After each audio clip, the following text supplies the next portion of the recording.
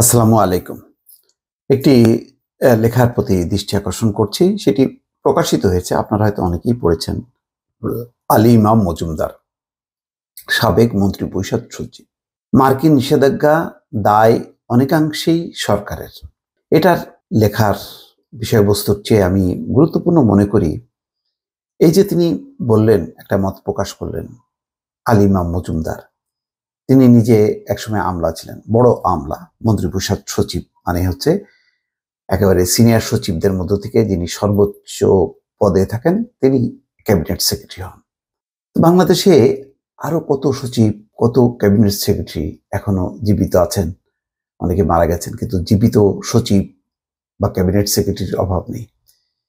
কেউ এইভাবে স্বাধীন মত প্রকাশ করে না, করেন এই কারণে যে এই ঘটনাটা কিভাবে সবাই চুপচাপ হজম করে নিচ্ছে, আমাদের জন্য বড় ধরনের লজ্জা।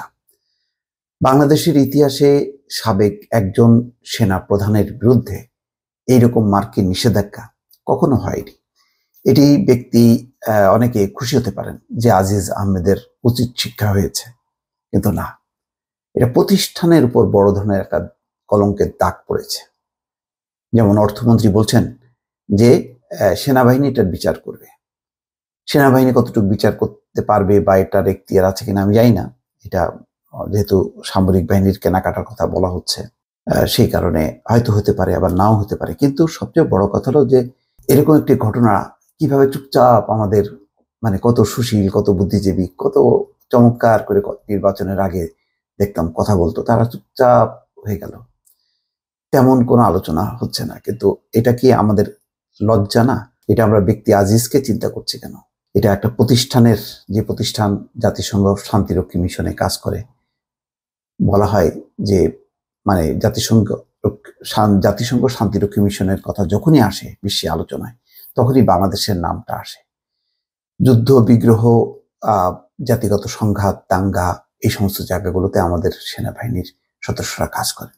সেই সেনাবাহিনীকে প্রতিনিধিত্ব করেছেন একসময় জেনারেল আজিজ আহমেদ। তার বিরুদ্ধে মার্কিন নিষেধাজ্ঞা, এবং কি কারণে? দুর্নীতি, ক্ষমতা অপব্যবহার।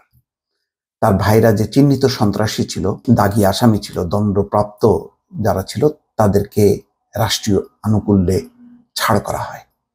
সেই যে ছাড় করার প্রক্রিয়ায় সেখানে সহযোগিতা করেছেন জেনারেল আজিজ।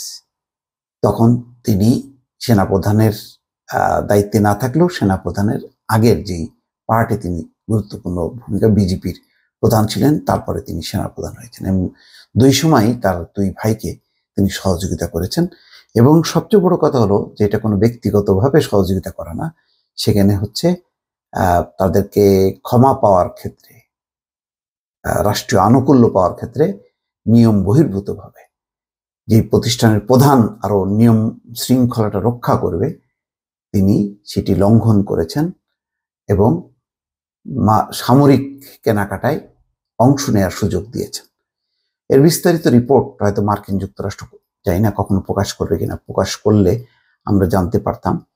তো এরকম একটি বিষয়ে এখন সরকারের কেউ কেউ বলার চেষ্টা করছেন যখন, যে না, এটা দায় ব্যক্তিকে নিতে হবে, সরকার এর দায় নেবে না। কিন্তু বহু দেশে এই ধরনের ঘটনায় পুরো সরকারই রিজাইন করে, অথবা গুরুত্বপূর্ণ দায়িত্বে যারা থাকেন তারা পদত্যাগ করেন। তো আজকে এইটাও মানে কিভাবে হজম করে নিয়ে বসে আছে, এবং আমাদের যেই মানে তথাকথিত সুশীল সমাজের প্রতিনিধিরা, তাদের কোনো রা নেই, কোনো কথা নেই, কোনো বক্তব্য নেই। অদ্ভুত ব্যাপার, মানে একটা সোসাইটি কখন গণতন্ত্র থেকে বিচ্যুত হয়, এরকমই পরিবেশে যখন কেউ কথা বলে না, যখন মুক্তভাবে কেউ কথা বলে না সত্যের পক্ষে, যখন নাকি কেউ কলম ধরে না, মুখ খোলে না, তখনই কিন্তু একটা সোসাইটি, একটা গণতান্ত্রিক ব্যবস্থা ভেঙে পড়ে।